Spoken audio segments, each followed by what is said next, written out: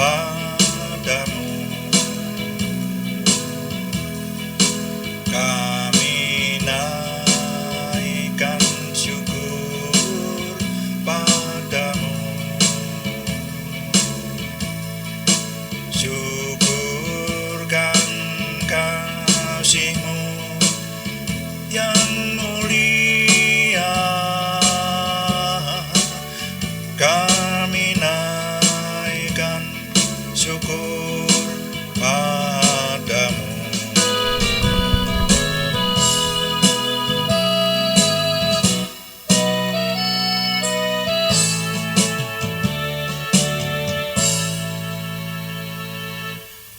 Bapa, kami mengucap syukur malam hari ini Tuhan memberkati kami. Sekarang kami ingin melanjutkan doa malam ini dengan memperhatikan firman-Mu dan melayani Tuhan dengan doa. Urapi semuanya, menjadikan nama Tuhan dimuliakan, kami semua diberkati. Terima kasih Bapa, dalam nama Tuhan Yesus Kristus kami berdoa. Haleluya. Amin. Selamat malam Bapak Ibu Saudara sekalian yang sudah bersama-sama dengan kita dalam doa malam kali ini. Dan saya masih ingin menjawab pertanyaan dari Ibu Wiwit di Ambarawa. Bapak Ibu Saudara sekalian, bahwa doa malam melalui online ini diadakan secara iman Kristiani dengan dasar keyakinan kepada Tuhan Yesus Kristus, Yeshua HaMasyiah, Isa alaihi salam, Juru Selamat dunia dan Imam Besar Agung kami. Kitab suci yang mendokumentasikan firman Tuhan dalam Perjanjian Lama dan Perjanjian Baru menjadi pegangan kami, menjadi pegangan kita sekalian. Nah, saudara, Ibu Wiwit di Ambarawa mengajukan pertanyaan tentang penjelasan mengenai anjuran minum anggur di surat 1 Timotius pasal 5 ayat 23. Makanya saya memberi judul kali ini juga anjuran minum anggur bagian 2 gitu ya. Ini banyak menimbulkan banyak pertanyaan bagi orang beriman. Nah, mari kita coba pahami. Pertanyaannya adalah yang dimaksud anggur itu yang komposisinya bagaimana, lalu bagaimana cara meminumnya, dan bagaimana penjelasan bagian firman Tuhan ini.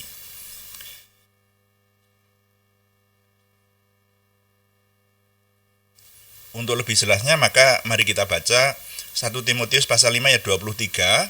Firman Tuhan berkata, "Janganlah lagi minum air saja, melainkan tambahkanlah anggur sedikit, berhubung pencernaanmu terganggu dan tubuhmu sering lemah." Nah, ini sekali lagi adalah nasihat dari Rasul Paulus kepada anak rohaninya, yaitu Timotius, supaya jangan hanya minum air saja, tapi menambahkan anggur sedikit untuk kesehatan. Nah, yang lalu telah kita renungkan bahwa kalau kita hanya memperhatikan firman Tuhan ini secara tekstual saja, maka anggur jelas minuman yang dapat mengakibatkan mabuk, dan kemabukan itu tidak mendapat bagian dalam kerajaan Tuhan. Sudah kita renungkan yang kemarin ya. Di Galatia 5 atau 1 Korintus 6 itu kemabukan tidak mendapat bagian dalam kerajaan Tuhan. Nah, dengan demikian kalau diambil mudahnya saja, orang beriman tidak boleh minum anggur. Itu diambil mudahnya saja. Tapi di sini di surat 1 Timotius ini kita mendapati bahkan minum anggur itu dianjurkan. Nah, ini membingungkan saudara ya. Jadi satu sisi dilarang, satu sisi kok dianjurkan, ini sebetulnya bagaimana? Nah, mari kita mencoba memahami tentang anggur sekarang.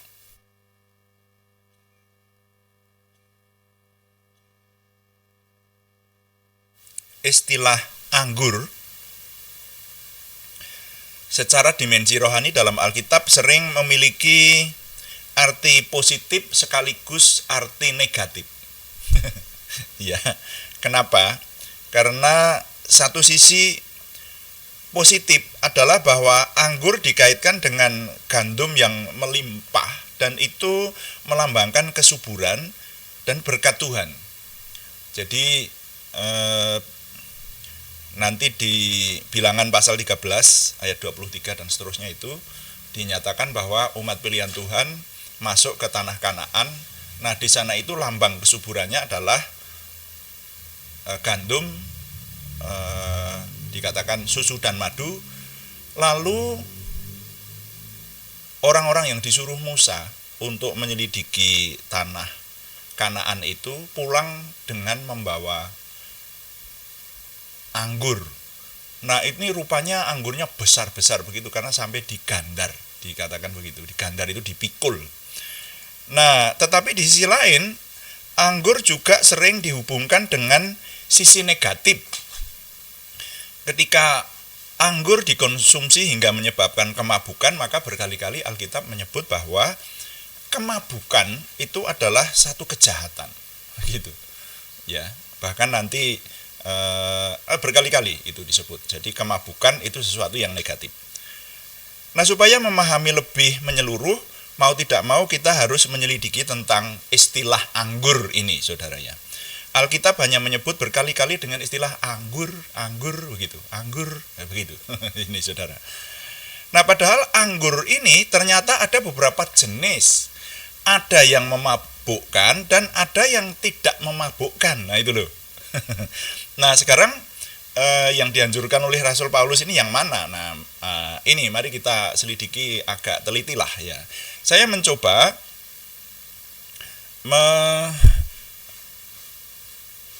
meneliti istilah anggur ini, dan anggur yang di situ disebutkan oleh Rasul Paulus di 1 Timotius pasal 5 ini, tambahkanlah anggur sedikit, itu maksudnya adalah anggur berupa minuman.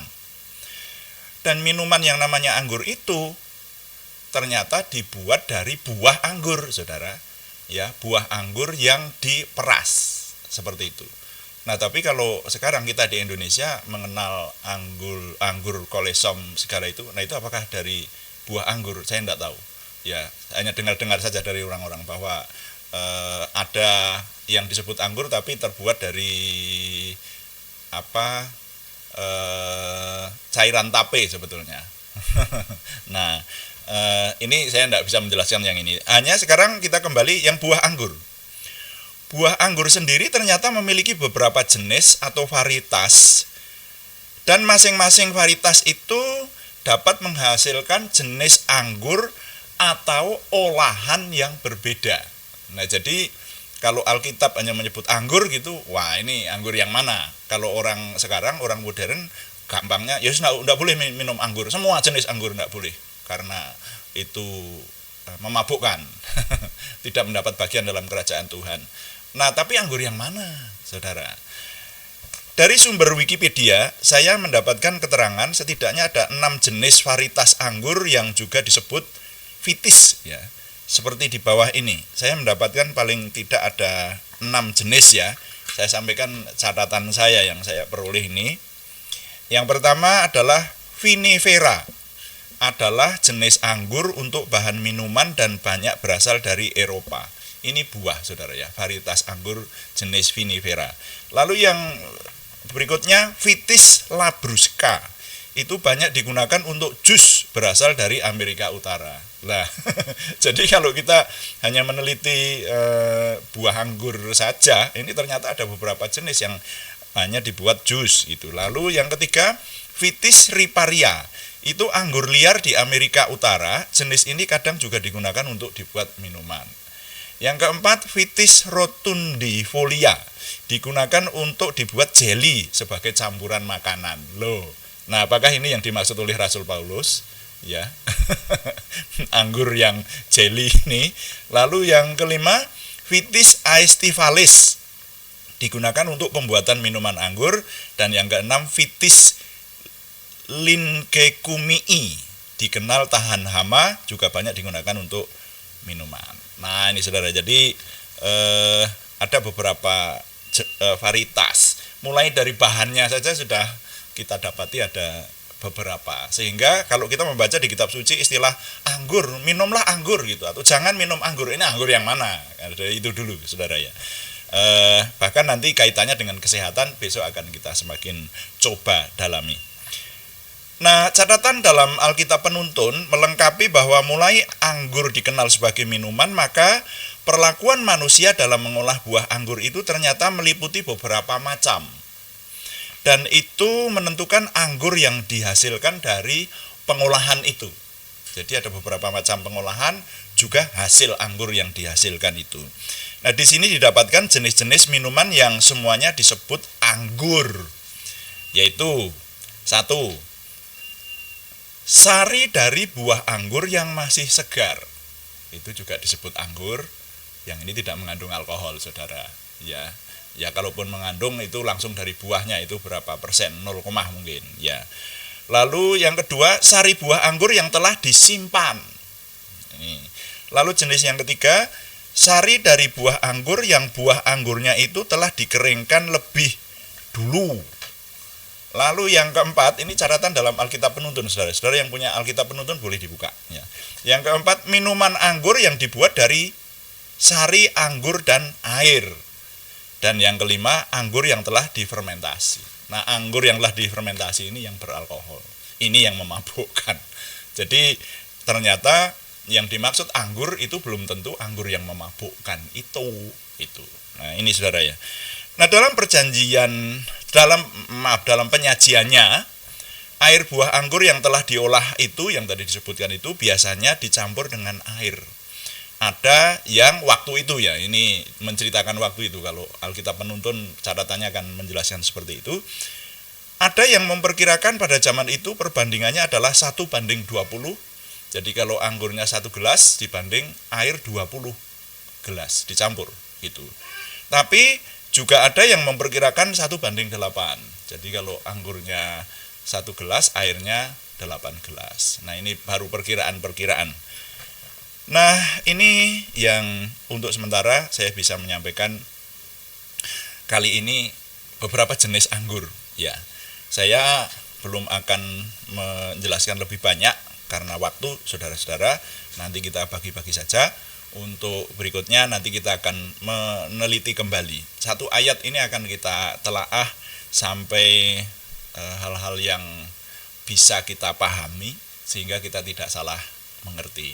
Jadi nilai yang dapat kita serap untuk kali ini, memahami dari berbagai segi akan memperluas pandangan sehingga kita lebih hati-hati dalam bersikap terhadap dimensi kerohanian yang ada di kitab suci.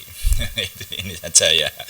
Saya ulangi, memahami dari berbagai segi akan memperluas pandangan sehingga kita lebih hati-hati dalam bersikap terhadap dimensi kerohanian yang ada di kitab suci. Tuhan dipuji. Amin. Nah, mari kita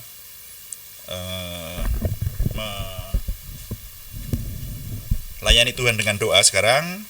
Kita menyembah Tuhan, katakan, kuduskan hati kami, kuduskan tempat ini supaya kami dapat menyembah dan berdoa.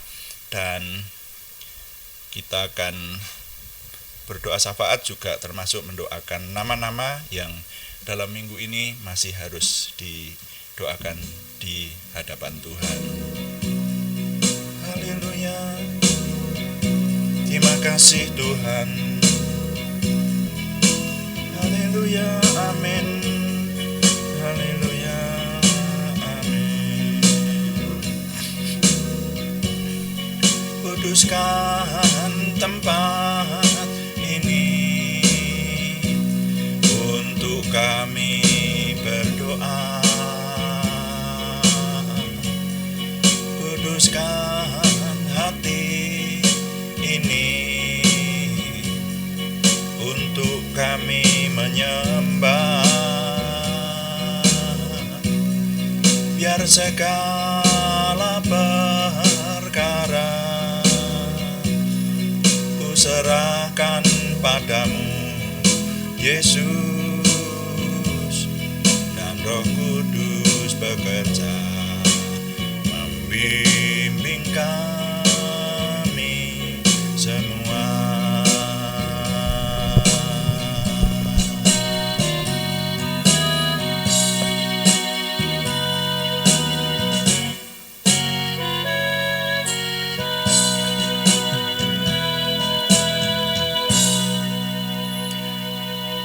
Bapak, terima kasih untuk doa malam hari ini, dan kami menyerahkan apa yang sudah kami renungkan. Kami mohon Tuhan yang memperlengkapi sehingga kami tidak salah mengerti terhadap firman-Mu.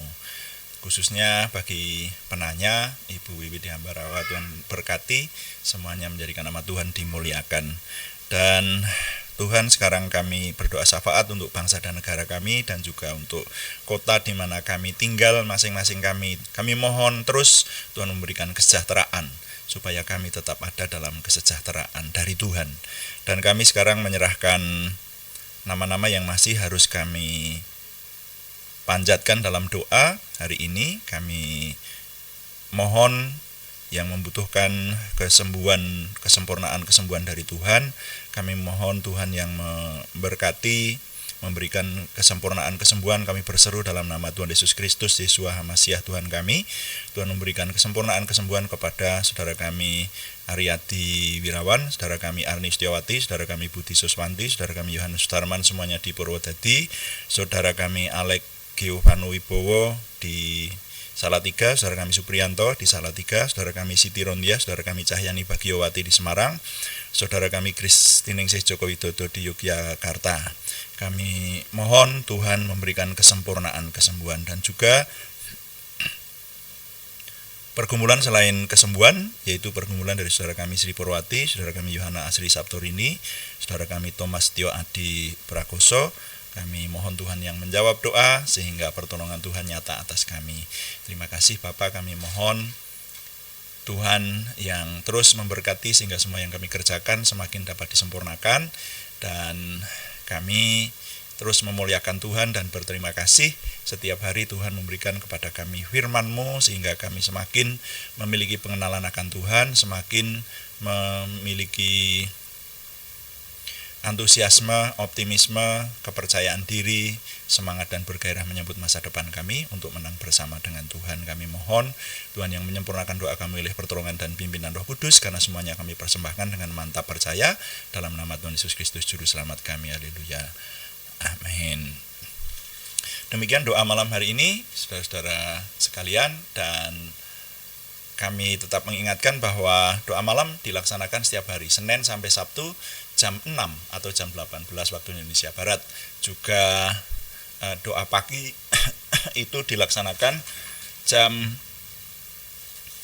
5 pagi, saudara. Harinya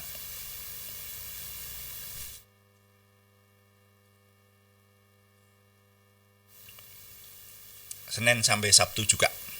Dan kami tetap mohon dukungan Anda, baik dukungan doa. Terima kasih yang belum memberikan subscribe, berkenan memberikan subscribe, like, komen, dan share. Bagikan kepada teman-teman lain, sehingga lebih banyak lagi yang diberkati bersama kita. Selamat malam, Tuhan memberkati. Amin.